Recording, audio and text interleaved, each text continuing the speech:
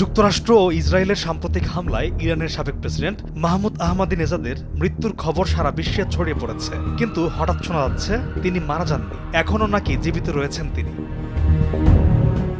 দেশটির সাবেক president Mahmoud Ahmadinejad সুস্থ ও নিরাপদ রয়েছেন বলে জানিয়েছেন তারই এক ঘনিষ্ঠ উপদেষ্টা। গেল রোববার এই তথ্য নিশ্চিত করেন তিনি। তুরস্কের বার্তা সংস্থা আনাদোলুর বিষয়টি নিশ্চিত করেছে।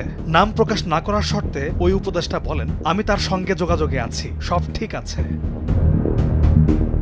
আহমাদিনেজাদের ওই উপদেষ্টা আরও জানান, শনিবার তার নিরাপত্তা কাজে ব্যবহৃত একটি ভবনে হামলা চালানো হয়েছে। এতে ইরানের বিশেষ বাহিনী ইসলামিক রেভলিউশনারি গার্ড কোর্পস IRGC এর 3 সদস্য নিহত হয়েছেন। তারা সাবেক এই প্রেসিডেন্টের দেহরক্ষী হিসেবে নিয়োজিত ছিলেন। আহমদিনেজাদের নিজস্ব বাসভবনটিও ওই ভবন থেকে মাত্র 100 মিটার দূরে হলেও সেটা আমেরিকা কিংবা ইসরায়েলের হামলার লক্ষ্যবস্তু ছিল না, এবং ভবনটি পুরোপুরি অক্ষতও রয়েছে।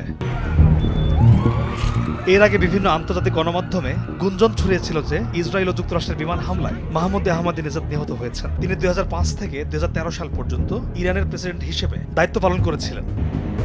পলাশ খান, নিউজ ডেস্ক, ভোরের কাগজ।